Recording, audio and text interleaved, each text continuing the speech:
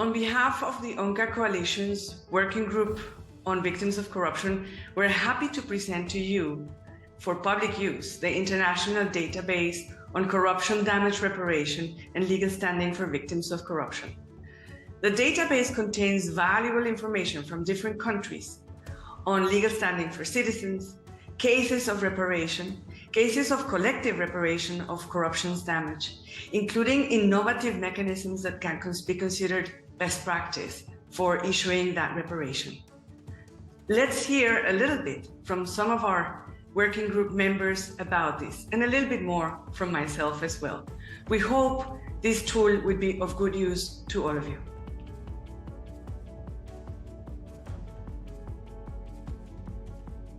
Corruption is not a victimless crime.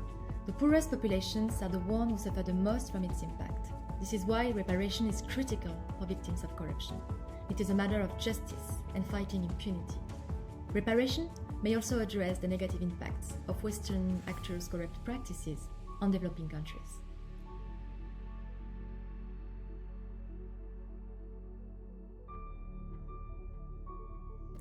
We know in grand corruption, millions of public funds get stolen away by a few individuals.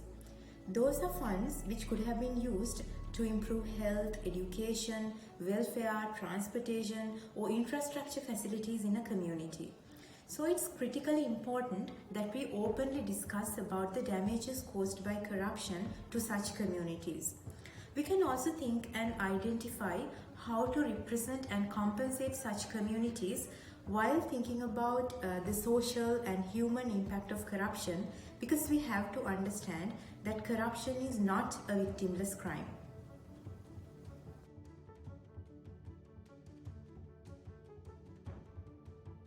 According to all the surveys on the region, corruption is the problem #1 affecting our countries. Not only because it implies a diversion of vast quantity of resources needed for development, but because it increases poverty, inequality, affects governance, and has a very negative impact on the enjoyment of basic human rights of millions of persons, especially the most vulnerable of our societies. Therefore, it is absolutely necessary to promote and assure the compensation of collective damage generated to communities and groups that are victims of corruption.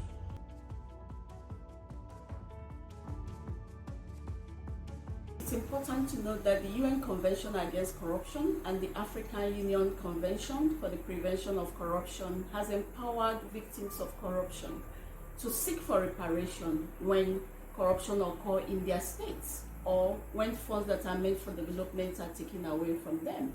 It's important that state parties to this convention make sure that their civil society organizations are empowered to seek for reparation in such situations.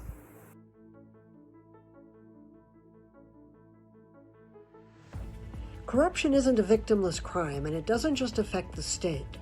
Courts are slowly recognizing that when schools and clinics don't get built, when indigenous people's land is stolen because of fraudulent contracts, when protesters are jailed because the judiciary is corrupt, these are real harms and they require reparation. It's not just about returning assets to the state, but to the people who have been harmed.